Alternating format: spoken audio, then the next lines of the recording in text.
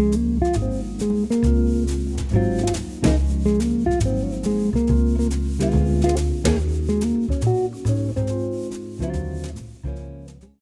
right, ladies and gentlemen, welcome to this episode of the Jazz Education Station. I'm your host, Ryan Ashworth, and we are joined today by our guest, Jeff Antioniuk. Jeff is the creator of the online music education, jazz education series, Digging Deeper Jazz. Jeff is also the creator and director of jazzwire.net, which is an online community of adult, amateur, and semi-professional jazz musicians who get together and study jazz music under Jeff. And also Maryland Summer Jazz, which is another jazz education series that Jeff directs and provides performance opportunities for adult, professional, and amateur jazz musicians. So before we get started with some question and answers, I would like to take an opportunity for Jeff to tell us a little bit about all three of those online jazz education environments that he's created, and tell us a little bit more about it. He could probably be a little bit more eloquent with it than I can. So take it away, Jeff. Well, thanks, Ryan. Thank you for having me. This is wonderful. I, really feel strongly about education. It's really sort of what I do and where I've steered my career when I'm not playing. This is the stuff I love. And one of the things the main thing that combines and links together everything I do is that these days it's all for adult amateurs and semi-pros. So I've taught as an artist in residence in Washington, D.C. public schools for 20 years. I wasn't a full-time teacher, but I did all the jazz outreach stuff. I've taught in universities and colleges, so I've really taught every level, but I gravitated towards the adult students, folks who have a day job and play jazz on the side, folks who are retired, and instead of going golfing or collecting wine or whatever it is we do for fun, jazz is what they do for fun. And I really found out that I love this group of students. They're so into it. They've been listening to jazz for decades. So it's, this is their thing. These folks aren't tourists at all. And they're just very interesting. And the thing I found when I started teaching these folks is no one was taking them seriously. And that's a big statement, but I'll kind of stand by it. There aren't programs for adult students. There are programs that adult students can do if you don't mind sitting by a kid. You can go to the Abersold camp, Sure. Except for you're going to be sitting by someone the age of your grandson. You can play in the community college big band outreach thing, but it wasn't made for you. It was made for college students. You can come if you want. So everything for adult students is adjunct, tacked on. It's for these people, but you can. So I saw this endlessly. My students were coming to me and just asking me, where is there a jazz camp for adult students? And, this is going back 16 years now. And, I looked around and I'm here on the East Coast, Washington, D.C. There was nothing in Philly. There was nothing in New York. There was nothing just anywhere. So that's why I started Maryland Summer Jazz, a camp that was built for adult students. There are some out there now, but of course there are 1,000 camps for middle schoolers and high schoolers, as there should be. But I wanted to build something for the adult students. So after, and I started coaching adult students here in the DC area. I have 16 small groups of adult students called Jazz Band Masterclass. So myself and a couple faculty members teach that. So Jazz Band Masterclass built into Maryland Summer Jazz. Now adults come from around the world to that every summer, every July. And from there, people started sort of noticing, oh yeah, I've heard about this guy who works with adults, and I started doing the Digging Deeper videos every Friday. So I started getting calls from Copenhagen and Cleveland and San Diego and Vancouver, like, hey, who around here works with adult students? And, I know people in those towns. And the answer was kind of no one. Again, if you're lucky enough to be in Nashville, the Nashville Jazz Workshop, fantastic. Except you're there with a bunch of kids. And that's not a bad thing. But it wasn't built for you. We teach adults different than we teach middle schoolers. the vibe Sure. of the room is different. It just is, right? So that's where Jazzwire came from. So the question I asked myself was, is there a way to do great content, but content isn't really what it is. It's a deeper conversation, but I asked myself, what are these adult students missing? Is it that Mm. they need more content?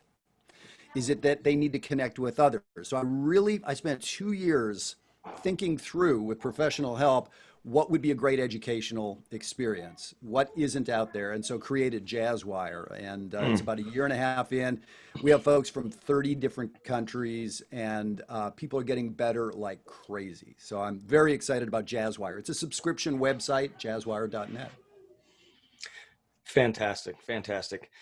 So, just like I mentioned before we got started talking, the way that I stumbled onto you actually was almost in a manner that you just described. I was looking for something to help me work on my sound in a particular way. I stumbled onto your video on the triad pairs with the Digging Deeper Hmm. Jazz series, and I just thought that everything that I continued to see coming out of that was so fantastic and so worthwhile. So they're worth the time investment, and they really can, just like you're saying, encourage you to maybe start to want to join these other online communities that you're suggesting. And that kind of ties into something that I agree with you about, which is, the jam sessions often in Philadelphia or any of the large metropolitan areas are really most of the time geared toward high level jazz musicians who, for lack of better term, it's not the most encouraging situation to get up there and not be able to cut the mustard. So to have those environments when you're really wanting to pursue this music, like you said, you have a job and this is something that you want to pursue, but you aren't going to be a working professional who has this as a career. To have those opportunities and to have those outlets and to have a community that can help you cut your teeth in a fashion that's similar to the jazz tradition of these other working high level musicians that we all love and admire so much.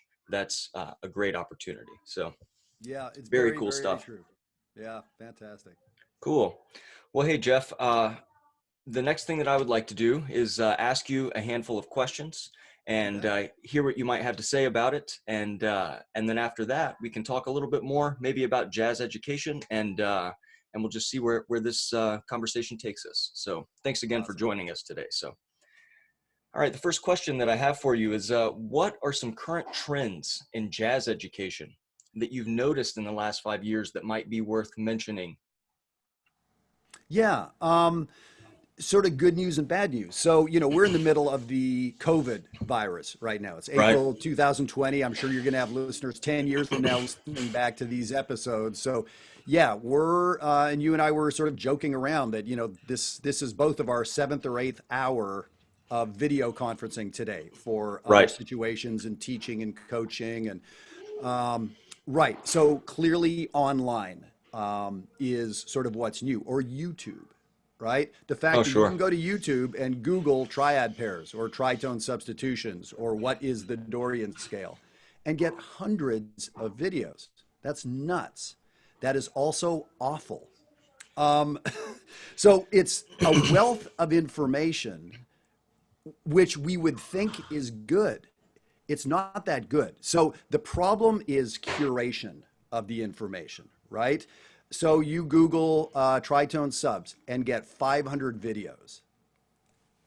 Which of the 500 is the right one? Maybe you go with the name you know. Oh, that's a famous person. Well, as you and I know, that famous person probably isn't a good teacher. And it's just a different muscle group, right? So it's 100%. not that there aren't great players that aren't great teachers, but it's no kind of guarantee. So you click on some video. What are the odds that it's at your ability level? The odds are vanishingly close to zero, right? It's going to be above your head. It's going to be underneath you. It's going to be geared to someone who's doing this or that. So the problem is we need curation of the internet, right? There's all this volume of information. So, it sort of reminds me of where newspapers and magazines are going now. everything's sort of collapsed that it's hard for for a newspaper to stay alive. So editors and people that actually check facts and everything else don't have a job anymore because everything's free online, but you don't know what you're getting online. So now we're seeing, oh crap, we need somebody to sort this stuff. We need a curator at the library to tell us what's important. We need someone at the museums who says, buy this painting, not that painting, right? So we need someone to help us sort out, watch this video, not that video. Or all 500 videos are great, but you need the 217th video because that's going to speak to you and how you learn. So how do we do that? We have to know each other. So it gets back to old school stuff like, dude, I need to hear you play. Like, let's talk for 2 minutes, right? So that's what's behind Jazzwire. I see a lot of people throwing up paywalls in front of their information. Hey, I've got information and $75, I'll send you a PDF. To me, that's an old, like that system is broken, like paying for information. It's all free. You can get that PDF free somewhere online, including my videos. All my PDFs are free. So I decided not to charge for the information because that doesn't even make sense anymore. So what I charge for at Jazzwire is curation. And so that the information that you get is literally for you, Ryan, or literally for you, Bob, or for you, Susan. So everyone that comes into Jazzwire, I hear them play and I evaluate their playing and give them a practice plan. And this is with hundreds and hundreds of people, but that's my job, is to listen to hundreds of people from all around the world, get to know where they're at, and now I can speak to them. So it's very modern. It's online and I built this platform from the ground up and it's crazy IT heavy, but at the end of it is two human beings interacting and vibing together. It's what music's about, right? Oh, So we can use online, and you and I were talking about how we have to use online to make things happen. It's the way the world's going. But at the end of the day, my adult students, a lot of them tell me, it's like, oh, I wish I would have had your experience. Or back in the 70s, I was registered at Berkeley, but but my girlfriend moved here and then I got a job in software, all these stories. And they wish they would have had my experience at North Texas. I had a great experience. But, Ryan, I'd love to ask you this question. When I was putting Jazzwire together, that was my question, is what did I get that they missed? And so I thought, I did 8 years of college, 6 years at North Texas. And when I think back to North Texas, I had great professors, I had fantastic classes, but I never picture sitting in one of those classrooms. I never picture reading that jazz pedagogy book. What I always remember is hanging out, eating a pizza with a drummer friend of mine, and him calling me an idiot because I couldn't tell Philly Joe Jones apart from Papa Joe Jones. Or hanging out with a guitar player telling me, oh, you think Pat Metheny sounds really modern? Listen to Jim Hall. Pat Metheny's just totally doing Jim Hall. But so that's what I learned. I learned in the community, that sort of mentor thing and getting support from my friends and having my friends kick my butt and all that. So when I really thought about what I paid for at North Texas, it wasn't the information. I would have gotten most of that somewhere else. I paid for the hang, the community. And so when I put together Jazzwire, I understood content had to be a part of it. And there is tons of content. It's personalized to you. But I put the community forward. And I actually don't see any other platform doing that. Yeah, everybody has their chat room and their, message boards. This is way beyond that. This is, that is what happens first. And then we do the content afterwards. And that's what's really potentiated things and got people really moving ahead. I could not agree more. As well as just speaking to your point about the experience, the process rather than the product, the experiences that you had during that college education time. Those experiences, just like you said, I formed a gypsy jazz quartet with a fellow guitar student during my undergrad and a violin student and an upright bass player. We were all in the university jazz program together, right? And we all played in the big band together. We all loved this music, so we created a band, and that band actually wound up gigging more than we cared to be quite honest. We stayed really, really busy with that. And just like you said, I would have gotten my music theory, and I understood most of the music theory going in. For me personally, a lot of the music theory learning was learning how to label things that I labeled by the number system, a different name for the classical system that we had to go through just to finish your music theory class. But otherwise, yeah, it was all about those experiences and the musical experiences and the play and the Well, hang. that's cool. So that resonated with you too, that when you think back to those important educational moments, and I'm a teacher, so nothing against teachers or organized education or the school I went to or anything, but those are the place where the real stuff can happen, right? Like that's the arena. Now you walk into the arena and play the game, right? And so yeah, so when I built Jazzwire, everything, I was like everyone else. I was just going to have, here's Jeff's content, here's my way of talking about triad pairs. But I began to see it's like that doesn't work anymore. We need something else. And frankly, that's not what worked for me. I didn't get dumped content on at North Texas. I was given this environment to Right. hang. So that was the question I was asking myself. Can I create an environment like that online? And it wasn't clear. I mean, I don't know what that would look like. I'm not an IT guy myself. So I really was very analog about it and just thinking about those real world experiences. Like, can I force people from 30 different countries to come and hang out and talk about whatever I feel like they should talk about? How the heck would I do that? Mm.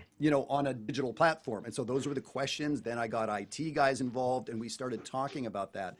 And so I see my role at Jazzwire. Again, there's tons of content. I teach four different lessons every week, in a video setting. But I really see my job as starting conversations and keeping them going. Very, very much the Socratic process, Mm. as opposed to Jeff is the fountain of all knowledge.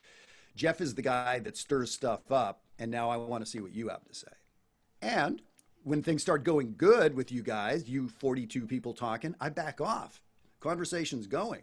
When I was having a good hang with my buddies at the bar after class, my teachers didn't jump into the middle and correct us. That's not how it works. So I get the conversation going, and then let's see where it takes ourselves. And if someone sort of goes slightly off, well, I'm in the community the next day, and I'll correct it. So no one ever gets kind of too far, or no crazy ideas go for 3 months before somebody catches it. So. That's that's fantastic. Public school teachers are rated, depending on where you are, by either a number system, or you could be basic, distinguished being the highest rating that you could get by an observation from a principal. And in a conversation that I had with my vice principal at my current school, she said in her entire career, she has had one teacher get a distinguished mark during an observation, and that was because the students led the class with very little interference on the teacher's part, because the teacher had gotten them to the point where they knew the routines, they understood, and everybody was on point. That teacher got distinguished. So I think that's what a good educator is looking for, is to get to the students to the point where they are running the show, and they don't need your training wheels anymore. Yeah, I couldn't agree more. I love it. Cool, man. Well, that was an excellent answer to our first question. Question number two is, if you could only listen to 5 jazz albums for the rest of your life, which would be brutal, and I apologize for putting you in this position, but if you only have 5, which 5 would you choose? Yeah, that was a heck of a question. I'm glad you sent it to me ahead of time yesterday because, yeah, I would have been hemming and hawing here. One that always comes to mind is a Keith Jarrett album with his European quartet called Belonging. Mm. It's from the 70s, and it's Jan Garbarek on tenor saxophone and Pelle Danielson on bass and John Christensen on drums. This amazing album. When I was coming up in Western Canada, where I'm from, there was a lot of ECM record label stuff. That's what people were into in Edmonton, the city that I'm from. And so Mm, that's kind of what was going on. People weren't really listening to Sunny Stitt and West Montgomery. It was kind of more, that stuff. okay. It's an amazing album, and Jan Garbarik's playing on that is so personal and so intense. Some of the songs are so beautiful, uh, so grooving. There's some sort of funk. There's a tune on there called "Long as You Know You're Living Yours." Hmm. It's and somehow I just think of the just that album as a really perfect album. Free playing, changes, everything else. Fantastic. I'm a huge Joe Henderson fan, tenor sax player. McCoy Tyner just passed away recently, so one of my favorite albums that Joe happens to be on is The Real McCoy. So there's just some songs on there that I couldn't live without. Passion Dance and Blues on the Corner and stuff like that. So I love that album.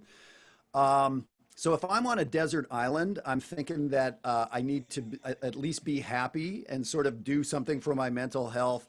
So need Cannonball Adderley for sure, like the Oh, bounciest, happiest, right? And his album with Nancy Wilson is just the most freaking swinging, happy thing on there. There's a tune on there called Happy Talk. Nancy Wilson, she was just young. I mean, she was crazy young, I think, when they recorded it. And it's just so swinging and a real happy album. Um, so then I was, it's hard to go from there, but I'm probably thinking Miles Davis, ESP, that album, just because mm. I've listened to it thousands of times and I still don't know what the hell those lunatics are doing on there. So I'm just going to spend the rest of my life on this desert island trying to figure out what Tony Williams is doing on the drums and how Ron Carter is playing those bass lines relative to those changes. And, great album. And the fifth one, I didn't quite nail down. I knew I wanted something live. Because again, I think maybe you put it Desert Island, or I heard that in my head. And I think I would want to be reminded about the spontaneity of jazz and how jazz is supposed to be in the moment. And of course, we buy albums that are recorded in studios. So I also want some Coltrane. So whether it's the album Impressions or, I'd want something live where it's imperfect and raw and human beings banging up against each other. I think I'd want the fifth album to be something like that. All right, fantastic. Well, I will also, if on YouTube, I will put some links to all of these albums below, as long as they're available on YouTube. I'll post some links to all of these so you guys can check those out. And yeah, so as I was hearing you answer, I think the first album that you mentioned is the only one that I wasn't familiar with to a certain degree. And, I can't agree more about Cannonball Adderley's bouncy playing. I really love that album, Fiddler on the Roof, Mm-hmm. that he did. That's really good, and his playing is just so uh, virtuosic. It's unbelievable. So Yep. cool. Well, we will. Yeah, if you have not heard any of these albums, please check them out, because that's one thing that I really hope to bring to you guys is more opportunities for you to check out new artists or new albums that you might not be familiar with, and just uh, continue to develop your understanding and appreciation for jazz music. So, That's uh, very cool. This is back in the this may have been 1990, 1989. I was at North Texas, and I was in the 1 O'Clock band, and we were on a tour. And this is back when there were actually records and record stores. So I'm not sure how many of you may have to Google that if you're on the younger side. Record store. You can check the spelling on that. Um, and so we're on tour, and I think we ended up in Chicago, and I can't even remember the name of it now. Like this colossal record store. It's one of maybe it was the biggest in North America, except for Tower Records, wherever at the time. I think that you are talking. Oh gosh, Delmark. Is that? And I I I can't I, even I I want to can't even say that. remember. Okay. And it was nuts. And then we went to some used record stores. So anyway, so there's 17 of us like jazz lunatics, and somebody on the bus had this game. And so the thing is, you'd partner up, and we randomly partnered up, and your partner would tell you what album to buy. Because we were all so excited. Oh, I'm looking for this Mel Lewis album with the whatever, whatever. Oh, I'm looking for this, you know, Japanese only issue of Brecker. You know, this is, again, before the internet, when you literally had to drive to a different city to hope to do a treasure hunt to maybe find something that you weren't sure if it existed or not, because there was no way to know. It was nuts. Wow. Yeah, I mean, right. You know, this is like we were in wagons and stuff going across to the west. And so we did that a couple times. And I remember going in and a buddy of mine, piano player in the band, pointed out two albums that I never heard of. Not in a trillion years would I have bought those two albums. And they were so impactful on me. And just the fact that he, who I respected so much, loved that album, it made me listen to it 10 times more than I would have, because it's like, he could have said anything, and he said that album. So anyway, so I'd love for you to listen to the Keith Jarrett album, listen to Belonging, and, you know, whatever. It's, you know, it's a special one to me. It doesn't mean it needs to be for you or your listeners, Sure. but it's kind of cool when someone feels really seriously about something. Of course, there can be a lot of personal, emotional valence, you know, put on something, but still there's, you know, it's Keith Jarrett. You don't need much more of a stamp of approval than that. Oh yeah, and it's funny that you're kind of headed in that direction with the album listening, you know, because I have a really good friend who is a phenomenal jazz vibraphonist who was visiting me in Philadelphia, and he said, "Hey, you really need to check out this album. Now He Sings, Now He Sobs. This Chick Corea Mm-hmm. album has Roy Haynes playing the drums on the album." And I had not heard of Roy Haynes at the time. And during that same trip, we wound up going to New York, taking a trip to New York, and seeing Roy Haynes live. So, Wow. you know, him sharing that album with me, that, you know, was just such a profound album in and of itself. And then to get to go see the drummer live was just a cool experience that makes a connection with that album. And just like you're saying, my buddy was such a great player that could have recommended any album, and I just would have, you know, I would have checked it out because I respected his Yeah. opinion. So Oh, great story. Love it. cool, man. Well, let's see. Third question that I have for you is, what are your thoughts on transcribing? This is a topic that you hear it over and over among jazz students, jazz teachers, and everybody has varying thoughts, varying approaches, varying values in terms of transcribing. So I'd love to hear your thoughts on the subject. Yeah, well, I'm not sure about those other guys, but they're wrong and I'm right. So that should clear things up for your listeners. You don't have to worry about, like, you know, who's right and wrong. My wife loves it when I say stuff like that. Also, my 16-year-old son, they really love that attitude from me. So transcribing, yeah, you got to do it. You got to do it. And this kind of maybe closely relates to learning licks or learning vocabulary. You have to do it. You're trying to speak a language based in history. You can't speak a historical language if you don't know the language. Got to learn the language. So I really feel strongly, and here's the thing, I came at it from another approach. When I was coming up in Edmonton, that wasn't really the vibe. The vibe was like, yeah, man, be yourself. You know, a little more hippie kind of vibe. Um, and that was not unvaluable, but I didn't learn what I needed to learn to be a real jazz musician, playing changes, functional harmony, all that kind of stuff.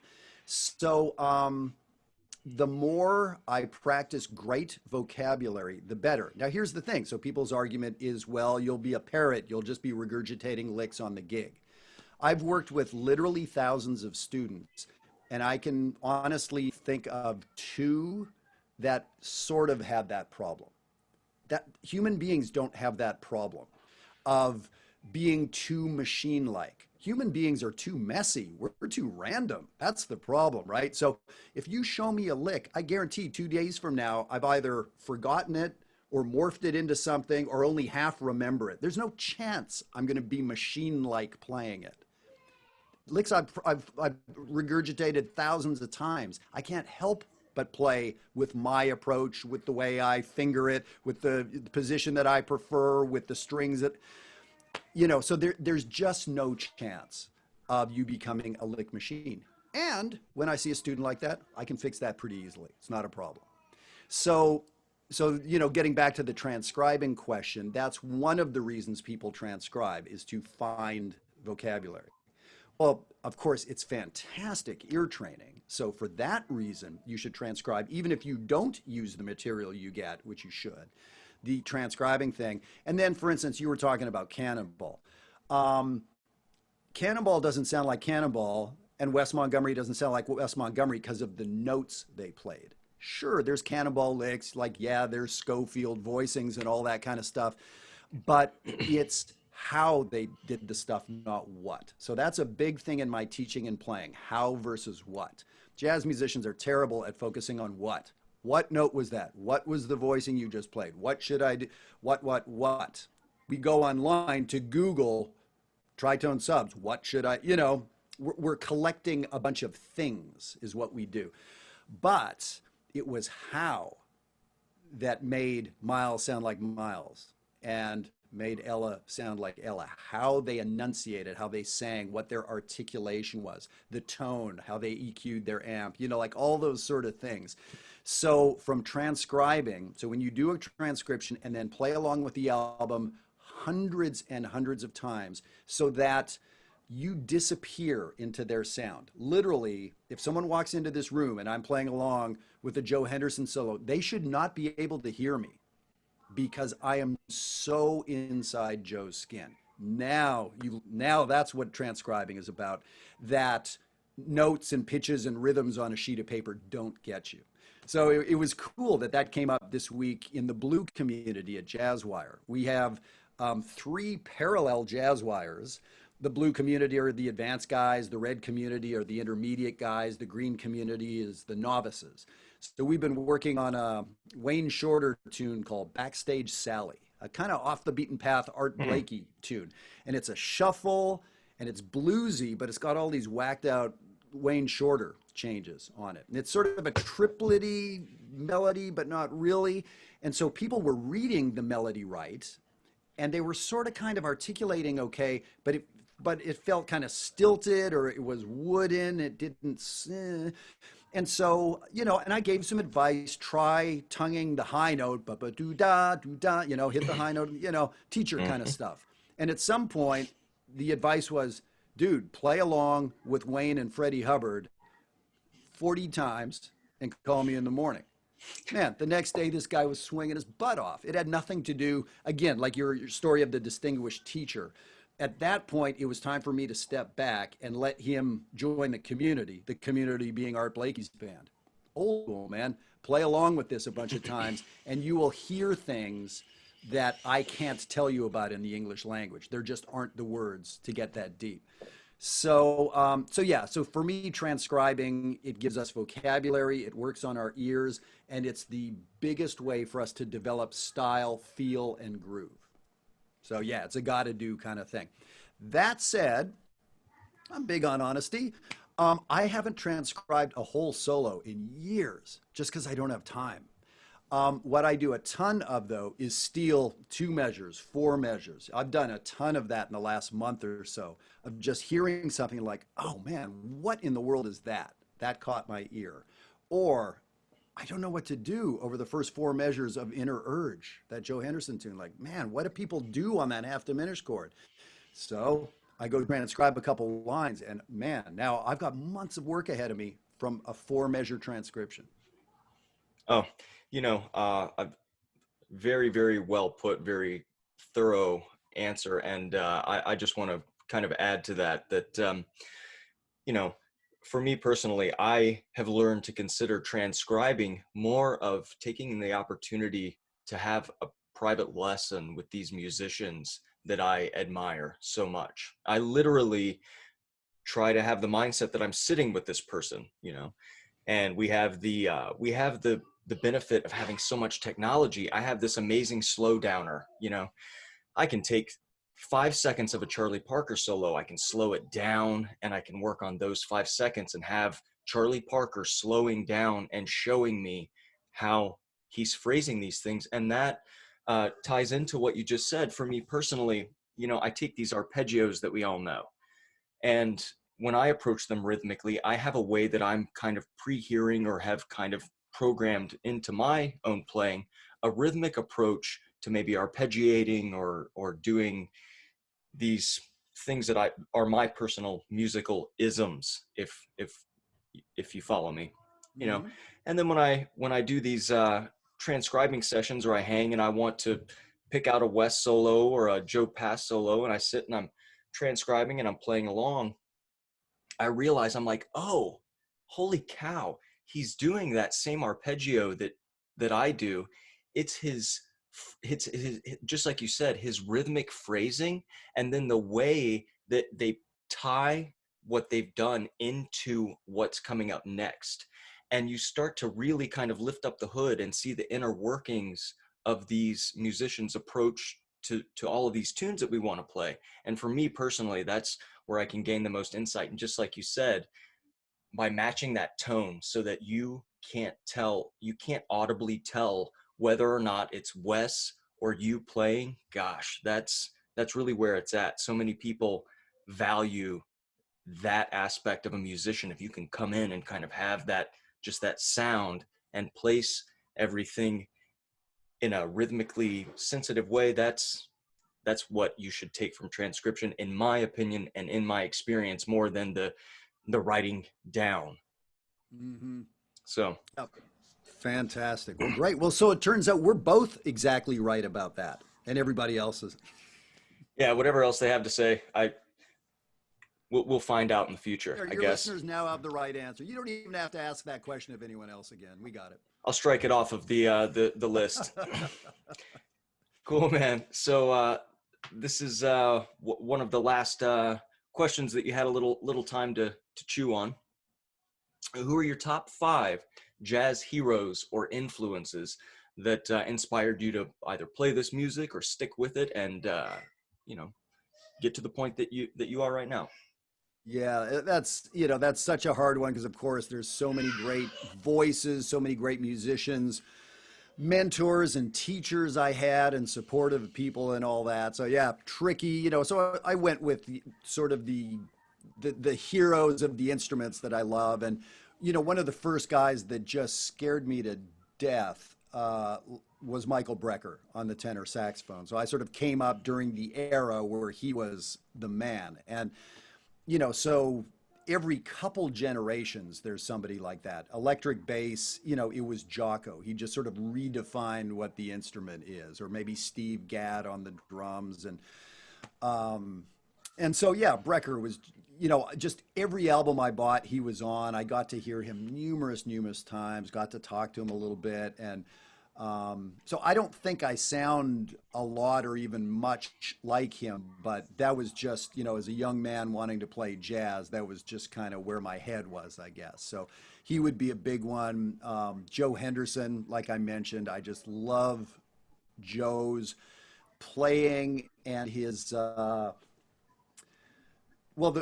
the best thing I can say about Joe is something John Scofield, also one of my answers. I love John Scofield and his voice on the guitar, and God, I'd love to sound like that on the saxophone. So there's a great album that maybe should be one of my albums, come to think of it, called So Near, So Far. It's a Verve album that Joe Henderson did. I think he won a Grammy for it maybe, and it was all Miles Davis music. And Okay. the harmony player on there was Scofield. And Scofield either wrote the liner notes or was interviewed for them. And I'm paraphrasing, hope I get it right. I think it's the right album. And they sort of asked Scofield about Joe Henderson, different generations. Scofield's, probably a full generation younger than Joe Henderson was. Mm-hmm. And I remember him saying something like, Joe Henderson can play the most bluesy, like walk the bar kind of bluesy thing right next to the most angular, outrageously outside thing you've ever heard, and it's all his voice. It's all one thing. And that's what I love about Joe is he's so melodic, he's so funny, he's so angry, he's, just everything. And then his sound on the horn. So, Scofield and Joe Henderson, although they're, different instruments, different generation, I loved hearing those guys play together. It was a lot of fun. Very cool. So those guys, of course, John Coltrane, again, many of my friends and peers, became just total Coltrane addicts and, did everything and learned all of his licks and went for his tone. And I didn't really go that far, but it's just impossible to get around Coltrane for me. I mean, it's just such an amazing player and voice and presence in the music. So he has to be there as a tenor sax player. And then I was thinking of, some of the more modern guys. And somebody I really dig, also the sweetest guy on earth, is Donnie McCaslin. Mm. Donnie has become a little more famous recently because he was on and sort of, a big part of David Bowie's last album. So Bowie hired this jazz band to do his last album. The jazz band was Donnie's band in New York. Mm. Mm. So Donnie got really catapulted to fame with that album. Then David Bowie passed away, and they didn't get to do all this great work. But Oh, Donnie's been nominated, I think, numerous times for instrumental Grammy, instrumental solo of the year, whether it's with Maria Schneider's band or whomever, one of his own albums. His soloing, I just hear the history of rock, jazz, blues, death metal, dubstep, everything in the tenor saxophone. And I just smile ear to ear when I hear Donnie play. And, he's just a beast. And then when you talk to him, there's no sweeter human being on earth. He's just, whether you know him or not, just a really good dude. So there's all sorts of, fantastic players, of my age and younger out there. But, Donnie came to mind as just somebody that, beyond all the technique and everything, I just get a smile on my face when I hear him play. very cool. Awesome. Great, great, great. Well, so I have a couple of pop questions for you. Sure. The first one, I've noticed that you have started playing the drums recently, and I wanted to pick your brain a little bit about what prompted you to take on the drums, because I've been noticing that in some of your social media posts, and that's a loaded question because oftentimes I consider taking up the drums because it's oftentimes difficult to find a drummer. So I wonder if that might have been something that you thought, sometimes I can't find a drummer. Maybe I need to take the driver's seat. Well, it actually goes back more than 20 years. I was roommates with a fantastic drummer who's now a professor in Springfield, Missouri at the university there, Marty Morrison. And so we lived together for a long time, and his drums would be around the house. So every once in a while, he'd go out, and I wouldn't tell him, and I'd go around and whack the drums a little bit and have fun with that.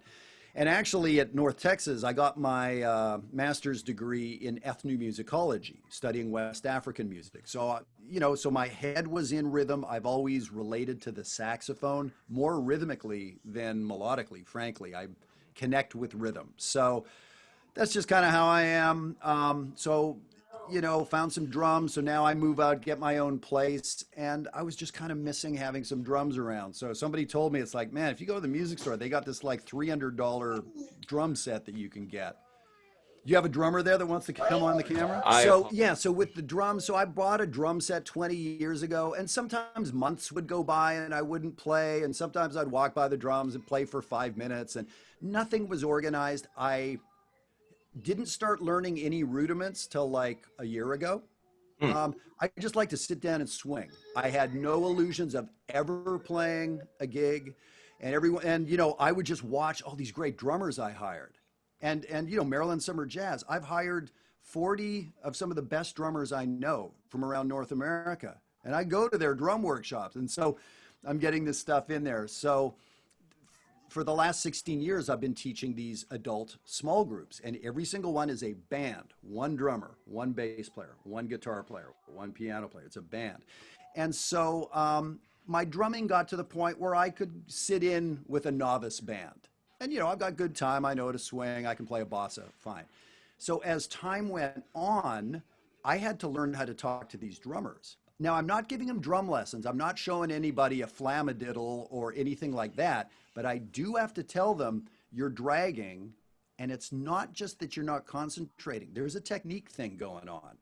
And as you know, on guitar, there's ways to play the guitar wrong that will affect your time, right? sure. So over the years of teaching, I learned more about the drums. I became more interested in the drums, and I've got drums around the house. So I've been playing more and more. So I'm actually having fun, and like really trying to learn some legit Afro-Cuban stuff, and things like that. So if you need a really questionable drummer, I'm your man.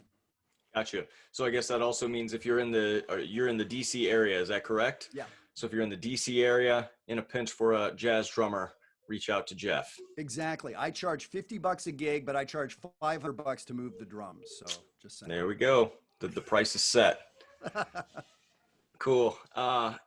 One more pop question for you, and this pertains to something that I feel pretty passionate about these days, which is the importance of entrepreneurship for jazz students and jazz musicians. Maybe post students who are looking to start building their career, because you obviously have become a successful contemporary entrepreneur within the jazz education field. Could you maybe just talk a little bit about your thoughts on the importance of music entrepreneurship in today's world and how we might begin to navigate that a little bit? Yep. For the last 4 years, I've actually been traveling around to universities as a guest lecturer on entrepreneurship in music. And, just talked to somebody up in Canada about going there this fall. Their department wants to get this going. And absolutely, when I was in school in the 80s and early 90s, I think in 8 years of college, I had one semester of a class called Professionalism in Music, which was, wear the right clothes and comb your hair and stuff like that. So yeah, like back in those days, everyone had a 6 night a week gig, and everyone was recording jingles, and everyone was playing shows, and there were just all those gigs. And then, by the way, the generation before that in the 50s and 60s, like if you owned an instrument, you were probably gigging. You didn't even, just live music was a thing. So yes, as we go along, as technology comes along and replaces musicians, yeah, so more and more, all these schools graduating all these fantastic playing musicians, and whether it's a big school like North Texas or Indiana or Berkeley or wherever, or a small regional school, man, I hear great players coming out of schools that we don't know about, little colleges in Northern California that you've never heard of, killing musicians. Where are all these people going?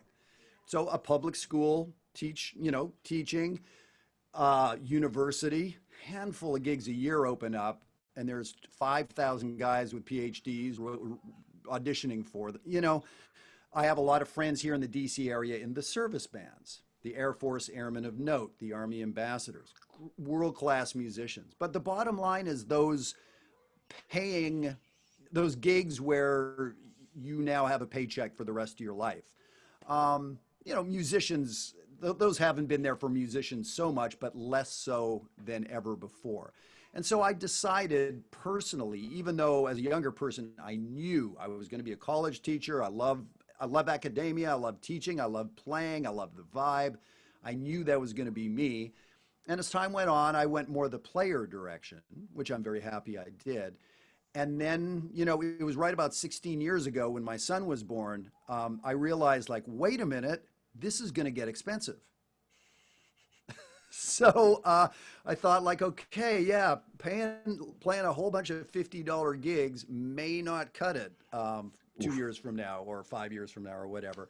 Right. So part of it was just sort of survival, but there are a lot of teachers in my family. My dad's a chemistry professor at a college in Canada. So I definitely valued being a teacher. I didn't come at it like, well, I guess I need to make some money, so I'll just talk to some people. I took it seriously. And so for me, I've always been sort of looking for, how can I do this better? How can I serve people better? Who isn't being served? So for me personally, the biggest decision I ever made, or the biggest observation I ever made, was adult students. No one's talking to these people. So you mentioned the word entrepreneur, and that's really what an entrepreneur does, is finds problems without solutions, right? So, that's what we do. And I will say there was nobody more ignorant of business, and actually, frankly, I was antagonistic to business. Like, the thought of business was ugly. It didn't taste good in my mouth. The fact that people would do things for money. I was this pure artist, of course, right? I do things for love, blah, blah, blah. So I had to do a really hard 180 on that sort of way of thinking and understand that, first of all, there's nothing wrong with making money for doing a good job. That is not a bad thing to ask. That is actually how this country and how this world works. You do an exchange. And what if you could solve a problem for somebody a little better than somebody else? Or what if you could find a problem no one had really approached before, right? So Schofield kind of did that. He solved a problem for people that wanted to hear the guitar, but they kind of wanted a little more blues and a little more grit than what was around, right? So all of our heroes solved problems for people and they made money doing it. And they shouldn't apologize for doing well, those of them that did. So whether you're solving a problem for somebody with your music, or whether you're solving a problem for somebody with how you educate or who you educate, whether you write an app for somebody that solves some functionality problem like the iReal Pro that I probably use 7 hours a day that I paid $10 for, you know? So those sort of things. So I'm just, we're preaching to the choir back and forth. I think you're back and forth, you and I, but it's an absolute necessity to think of yourself not only as self-employed, but as an entrepreneur. And you have to start immediately. So my son is 16 years old and he's a really, really good musician. So he told me when he was 12 years old, he's going to Berkeley. So he just announced, I'm going to be a musician. He's never wavered from that. I totally believe him. He's going to be a musician. So he knows the deal I made with him when he was 12 was I'll pay for your school. We've been saving a little bit. I'll pay for your school. But here's the thing. Within 2 weeks of your first semester of freshman school, you have to be in a band with your name on it, or there's no second semester. You're not going to be a musician anymore. So that's Wow. the only requirement is, on September 14th, I need to see the Antoniuk band or whatever you want to call it, but the name Antoniuk has to be in the band. And then you can go to school or you're coming home in the third week. Like I'm going to cancel the checks. And so the idea is that's all you need to do. You have to get out there. And I didn't do this. I was the sideman guy. I was just doing my best to get called and to, be the jack of all trades. And that's all very good. But had I been more proactive, had I been thinking about the problem I was trying to solve with my music, with my writing, with the band I played in, with the ethnomusicology that I was interested in, what could I have done then? So as far as I'm concerned, the way the internet has taken things, how we're all so connected right now, that is how a music student has to think about things. That, just like you said, we're basically an echo chamber, but I couldn't agree more. I think that it is unfortunate that lost a little light there. It is unfortunate that we are still in a situation where maybe some music programs still don't include a music entrepreneurship course that really does encourage up and coming jazz students to consider themselves to maybe be a self-sustaining music business in and of themselves, and just like you said, number one, for better or worse, the reality of the situation is we do live in a capitalist society, and that's how your actions are rewarded, and that's how we sustain ourselves is through the capital that we get from whatever it is that we specialize in. So definitely, just like you said, you want to start encouraging your students as well as any up and coming musician, consider yourself to be a self-sustaining business, and don't be ashamed about self-promotion. So No, absolutely not. And that's it. It took me a long time to learn everything you just said. And but that's it. No one is more excited about the project we have going on than ourselves. So we need to put that out in sure. the world, right? And if we have something to really offer to the conversation, the world will be thankful for that, right? So that's it. So that's it. Just encouraging people to think about what that thing is for them. Also, with the understanding that you're probably wrong. I've had 50 or 100 thoughts about what my thing is, who I'm going to be, what my music is going to sound like. And you evolve, right? So we're these evolving creatures. So give me an answer today. And I don't even care if it's the same answer tomorrow. I just want you to have an answer. I want you to have thought about what that is. And tomorrow it'll change. And in 5 days, it'll change 5 more times. But those decisions start taking you down a path. Oh, it's a blind path. Start again.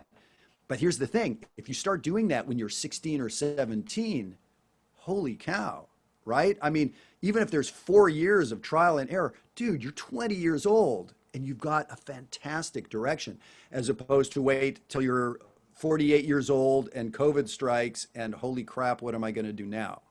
And there's plenty of people in that position, and I feel, really bad for where so many people are at right now. And I'm certainly not angry at anybody, but I think a lot of people are seeing like, oh man, that gig I used to have is gone. That teaching situation, I don't know if it's coming back this year. I don't know if the summer camp I do every year is going to happen this year. So everybody is now having to realize like, wait, there's an internet out there. I could start a podcast. I could do free videos every Friday and call them Digging Deeper Jazz. And so putting it out there, being generous, that's a really good start for this entrepreneurship thing, is have an idea and put it out there and see if it resonates. The world will tell you if you're on the right track. Jeff, I couldn't agree more. And I have, a few suggestions or just a couple of comments that I want to drop on top of that. Just like you said, I think that it's really important whenever you are finding the solution to a problem that hasn't been solved yet. It's important, just like you said, to approach it with the mindset of giving first before you're asking for anything in return. And really, I think that coming from that place and wanting to give, just like you're doing with your digging deeper things, there's no ask really other than mentioning the other things that you have going on. If you are providing value to somebody, if they're interested in moving in a different direction with whatever product you're offering, that's great. But I think that that's a good point to make, which is that the intent to just give and be of service in whatever it is that you specialize in will really open up those entrepreneurial opportunities for you as a jazz musician. Yeah, I agree. Cool, man. Well, that kind of ends the questions that I have for you. So do you have anything else that you would like to add as far as, I'm not sure when we're going to open back up for music performances. I have no idea when anything like that is going to happen. So I'm not sure if your performance calendar is booked up so far into the future that you might have something that you're going to mention potentially in 2022, or if there's anything else that you maybe want to say before we start to wind down for the episode. Well, yeah, I mean, you're right. I had a big European tour this summer and talking to the guys in Germany and not sure if that's happening or not. Some teaching there, and Western Canadian tour in the fall, and we're not sure. So, we'll see about that stuff. But, it's interesting. I was so, happenstance, luck, slight bit of planning, getting jazzwire.net started a year and a half ago. This idea of connecting people around the world, and especially adults who have maybe a little extra time. Maybe the kids are grown, maybe they're retired, some extra resources, $40-50 a month isn't going to break the bank for them. Right. And speaking to these folks. And so now with this COVID virus, every musician on earth does not have a gig tonight. Wherever Winton is, wherever Pat Metheny is, wherever Ben Monder is, they're not playing, not with anybody else, So we're so disconnected. So the idea of the community of Jazzwire got started off as the idea of that's how humans learn the best, and that's how musicians get better quicker, is in a group. Well, now with where the world is, and we don't really know for how long, it's sanity now. Like, I'm having a blast hanging out with you right now. And the only thing would be better if we were in the same room with a couple beverages. But man, I'm having a blast hanging out with a kindred spirit who I've never met before and vibing, right? So For those people that have lost their jam sessions, the lessons, the ability to connect with others, for those who are hunting and pecking around the internet, trying to find scraps of information that apply to them, I just encourage you to come to jazzwire.net and check it out. It would be a blast to work with you there. And you know, just encourage you to find community. If it's with Jazzwire, beautiful. If it's somewhere else, just find that community, because that's where it becomes fun, and that's where your progress gets crazy fast. You know, I have lots of students who have honestly been plateaued for 10 or 15 years because they're trying to do it themselves.